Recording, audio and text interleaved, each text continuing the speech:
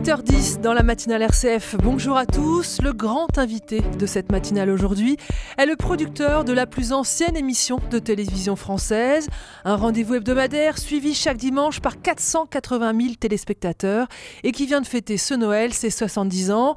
Une émission dont la mission première et depuis l'origine est d'annoncer l'évangile à la télévision. Un programme qui revendique avec fierté d'être une émission de service public et qui a inauguré hier une nouvelle formule. Thierry Hubert, bonjour. Bonjour. Vous avez 50 ans, vous êtes frère dominicain, prêtre, passionné numérique. Vous avez fondé le site Retraite dans la ville qui organise des retraites spirituelles en ligne. Vous êtes passionné donc des nouvelles technologies, mais aussi passionné de théâtre. Vous êtes un accro du Festival d'Avignon. Il faudra peut-être pour cela vous réinviter une nouvelle fois pour parler spectacle vivant. Et vous êtes donc, depuis le 1er septembre, le producteur du CFRT, l'organisme qui produit l'émission culte Le Jour du Seigneur. Alors peut-être très rapidement, pour ceux qui l'ignorent, Le Jour du Seigneur, c'est un magazine chaque dimanche à 10h30 avec la messe à 11h, c'est ça? Oui, avec la nouvelle formule, nous sommes revenus un peu au temps premier du magazine qui précède la messe, et ça fait 70 ans que depuis en fait octobre 49, la première messe télévisionnée comme on disait à l'époque était celle de Noël 1948, et à partir d'octobre 49, c'est tous les dimanches que les Français ont pu voir sur le service public, la RTF, puis l'ORTF, puis France Télévisions, eh bien, la messe chaque dimanche. Alors, reprenons les choses à leur commencement. À l'origine, il y a un frère dominicain, le père Raymond Pichard. Quelle est son intuition? Alors, le père Pichard avait eu cette idée géniale alors qu'il était déjà à France Culture et qu'il commentait déjà la messe à la radio, d'avoir été invité par Monseigneur Rondin d'ailleurs à découvrir les premiers studios de la télévision. Il y avait à peu près 3000 postes de télévision à Paris, très peu donc pas en province. Oui. Et il a tout de suite l'idée, dès la sortie des studios, de proposer la messe pour la télévision, avec le pari de le faire sans trop y croire à Notre-Dame de Paris, et tout va se mettre en place un peu comme une Pentecôte, vous voyez, où l'annonce devait se faire, et donc à Noël 48, le père Pichard lance la première messe télévisionnée, comme François le dira. Alors, Le Jour du Seigneur, c'est donc l'histoire d'une longévité extraordinaire. En 70 ans, qu'est-ce qui s'est maintenu et qu'est-ce qui a changé? Eh bien, en fait, c'est une permanence quasi complète. On pourrait dire qu'on est un peu comme dans... Rien n'a changé ? Alors, tout a changé, rien n'a changé. C'est-à-dire que, en fait, le Jour du Seigneur a toujours été lui-même, sans être véritablement jamais le même. Vous voyez ? Ce qui a toujours été, c'est qu'il y a eu la messe. Et il y a toujours eu une volonté aussi d'ouverture pour proposer ce qu'est la foi chrétienne, pour proposer quelque chose de la culture chrétienne, pour s'ouvrir aussi au monde. Et donc la partie magazine a tout de suite aussi existé. Alors on raconte que d'ailleurs François Mitterrand en 48-49 était secrétaire d'État à l'information, et le père Pichard le rencontre pour négocier un temps d'antenne, alors qu'il n'y avait que 15 heures d'antenne par semaine à ce moment-là. Eh bien le père Pichard se dit on va demander 1h30 pour en avoir à peu près 1 heure ou une demi-heure, et François Mitterrand donne immédiatement 1h30, et donc ils se sont dit maintenant il va falloir qu'on comble qu'on ait véritablement 1h30 d'antenne, d'où l'idée du magazine et de la messe. Alors, qu'est-ce qui a changé? Parce que vous avez dit rien n'a changé, tout a changé. Rien n'a changé, la messe et le magazine pour expliquer, mais qu'est-ce qui a changé? Alors, qu'est-ce qui a changé? C'était évidemment qu'on s'est adapté aussi à la culture des téléspectateurs et à leur manière de regarder la télévision. Voyez, c'est-à-dire que même, par exemple, aujourd'hui, on va dire qu'un téléspectateur va avoir du mal à être plus de 6 secondes sur la même image à la télévision.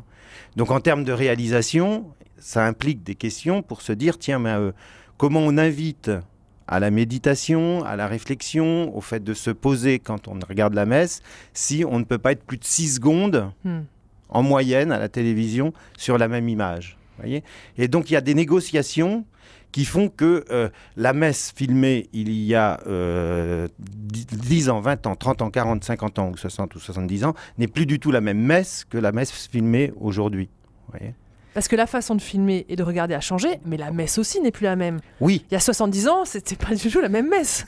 Enfin, c'était peut-être la même évidemment, aussi, mais... Évidemment. Et d'ailleurs, on peut dire que pendant longtemps, la messe télévisée a été comme une messe un peu normative durant la réforme liturgique, pour dire ce qui se faisait, ce qui ne se faisait pas, ce qui amenait beaucoup de discussions d'ailleurs avec les services de la liturgie de la Conférence des évêques, avec les commissions liturgiques, parce qu'il y avait aussi des innovations qui n'étaient pas forcément toujours dans les clous. Vatican II et...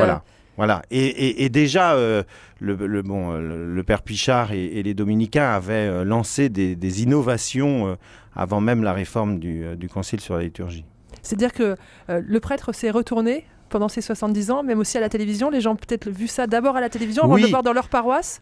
Alors, ce qu'on disait aussi, c'est que par rapport à la messe d'avant le Concile, la télévision permettait tout d'un coup d'accéder à une proximité de l'autel que ne permettait pas avant les gens qui assistaient à l'église.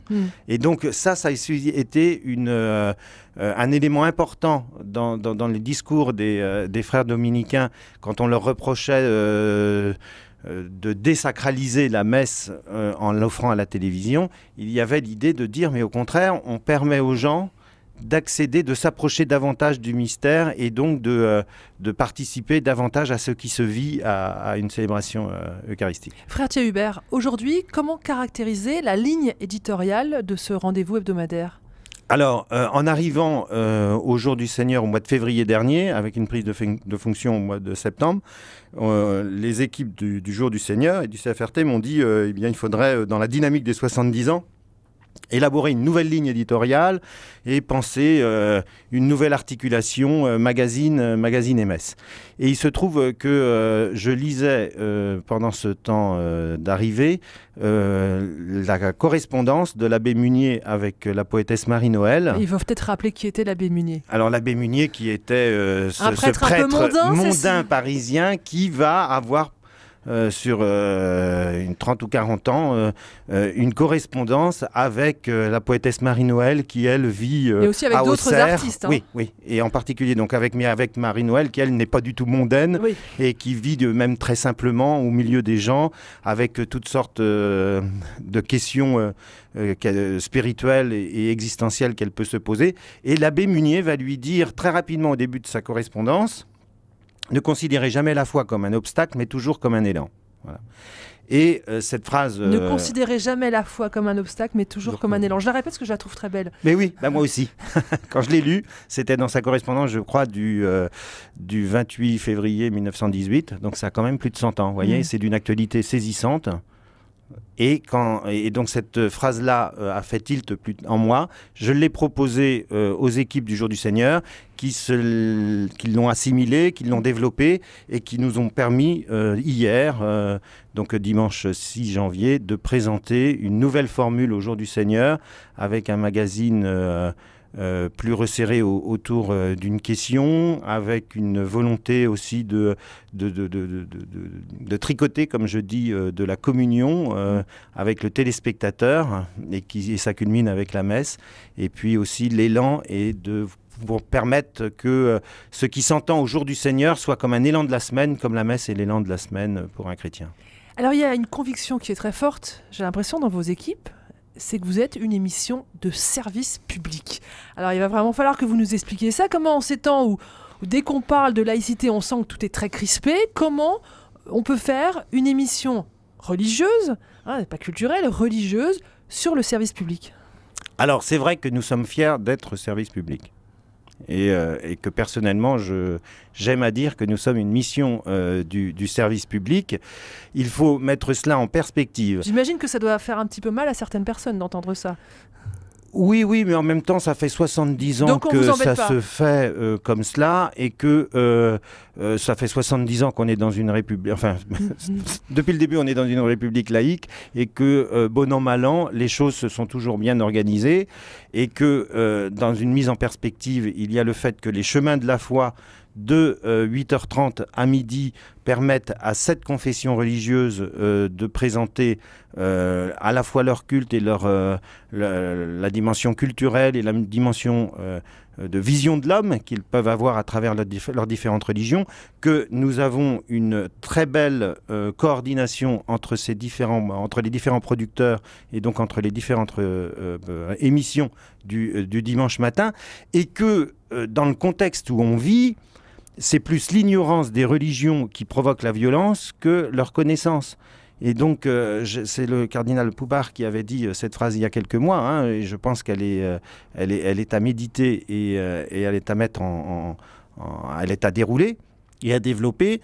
C'est que dans l'extrémisme naît de l'ignorance, et qu'une société qui voudrait, au nom de la laïcité, faire taire les religions, met en place en fait tout le moyen des mais on extrémistes. pourrait imaginer que vous ayez juste un magazine. Là, il y a le magazine plus la célébration religieuse, plus la messe. Oui, alors la loi de la laïcité, après, elle dit que c'est l'État qui est laïque, ce n'est pas la société. Et que l'État se doit même de permettre à des gens qui ne peuvent pas vivre leur culte de pouvoir en bénéficier. D'où le fait que des aumôniers d'hôpitaux publics puissent être rémunérés par l'État, les aumôniers militaires et des aumôniers aussi militaires, les hôpitaux, et puis j'ai oublié une de France, mais c'est pas grave. Dans les internats, je crois. Voilà. Et donc, vous voyez, et donc c'est normal en fait que les gens qui ne peuvent pas bénéficier de la messe et ne puissent pas s'y rendre, l'État puisse proposer cela. Alors, je vous l'apprendrai pas, Thierry Hubert, de moins en moins de personnes regardent la télévision. Alors, comment le jour du Seigneur s'adapte-t-il à ce défi numérique? Moins de télévision, mais de plus en plus d'écrans. Oui, alors, nous avons voulu justement, dans la partie magazine, proposer des pastilles, c'est-à-dire des petits formats qui puissent être aussi transposables au numérique. C'est-à-dire qu'on a essayé en fait de mettre en place dans notre transition numérique un format de magazine qui puisse être réutilisé et réinterprété sur nos réseaux sociaux et sur notre site internet. Aujourd'hui, qui regarde le jour du Seigneur? Est-ce que vous le savez? Alors, on a fait une enquête qui dit d'abord que, le chiffre est facile à retenir, que pour nos 70 ans, 70% des Français connaissent le jour du Seigneur comme l'émission catholique de la télévision, et que c'est d'ailleurs le premier, en somme, média catholique connu pour l'ensemble des Français, 70 ans, 70%. Et ensuite, nous avons une moyenne d'âge qui tourne à 69 ans, 70 ans, et qui est à peu près 10 ans supérieure à la moyenne d'âge d'un téléspectateur de France 2. Il y a une volonté de rajeunir ce public, ou c'est pas du tout une priorité? Alors, si, évidemment, on cherche à avoir sur les différents écrans une audience plus large, et qui correspond aussi au fait que si pendant longtemps la messe télévisée était pour ceux qui ne pouvaient pas s'y rendre parce qu'ils étaient malades à l'hôpital, etc. Aujourd'hui, il y a, en particulier dans le monde rural, beaucoup de gens beaucoup plus jeunes qui ne peuvent plus, qui n'ont plus de messe, et qui donc participent à nos émissions. Voilà. Et donc cela, il faut qu'on puisse leur apporter quelque chose qui vienne nourrir leur foi et leur vie à travers notre magazine et la messe. Thierry Hubert, en préparant chaque semaine la messe télévisée, vos équipes sont au plus proche des catholiques de base. Vous allez visiter une paroisse chaque semaine. On sait que les temps sont compliqués ces temps-ci pour l'Église catholique. Hein. La découverte des crimes pédophiles, la découverte aussi d'un certain nombre de dissimulations, de mensonges, de compromissions pour sauver l'institution, ont assommé les fidèles. Comment vous ressentez cette crise quand vous allez sur place? Alors, je dois dire que, mystérieusement, hein, je ne dirais pas que ça vient tout de suite plomber nos rencontres avec les communautés paroissiales. Parce que pour eux, c'est un événement que d'accueillir France Télévisions, que de permettre à 500 000 téléspectateurs de vivre la messe. C'est pour eux une activité paroissiale et missionnaire très importante qui prime en quelque sorte sur un climat un climat général qui effectivement plombe l'esprit missionnaire que peut avoir un chrétien. Après, nous avons eu au mois de novembre une émission spéciale pédophilie. C'était un peu la première fois qu'on vivait ça sur 30 minutes au jour du Seigneur. Le retour des téléspectateurs a été très bon. Je crois que dans ce drame, tout ce qui va vers la vérité et la lumière va vers ce que Dieu désire en quelque sorte. Et que ce chemin-là, aussi difficile soit-il, je pense que les communautés chrétiennes le réclament. Thierry Hubert, on a tendance à regarder en France l'Église catholique sous le signe de la perte de l'influence, perte du nombre de fidèles. Alors quelles sont pour vous les raisons d'espérer que vous pouvez observer en arpentant les allées des églises de France? Eh bien, c'est d'abord que sous la braise, sous les cendres, il y a une braise extraordinaire. Vous voyez, c'est-à-dire que l'Église bénéficie encore d'un réseau énorme, y compris dans le monde rural. Vous voyez, je trouve ça d'ailleurs intéressant que par rapport à la crise des Gilets jaunes, eh bien, on demande à l'Église de pouvoir intervenir et de pouvoir être présente, parce que je crois que fondamentalement... Il y a encore un maillage qui existe. Ouais. J'ai eu la chance de faire 300 km à pied à travers la campagne française cet été, et c'est extraordinaire de voir qu'en fait, partout, il y a des chrétiens qui peuvent se mobiliser et qui peuvent témoigner que la parole et le geste puissent nous donner des éléments de communion entre nous. Merci beaucoup Thierry Hubert d'avoir été le grand invité de la matinale RCF. Je rappelle, vous êtes le producteur du Jour du Seigneur. Je crois que la semaine prochaine, vous allez recevoir le philosophe Alexandre Jolien. Oui, sur la fragilité. Quelqu'un qu'on aime bien sur RCF. Merci à vous et puis longue vie Merci, au Jour Stéphanie. du Seigneur.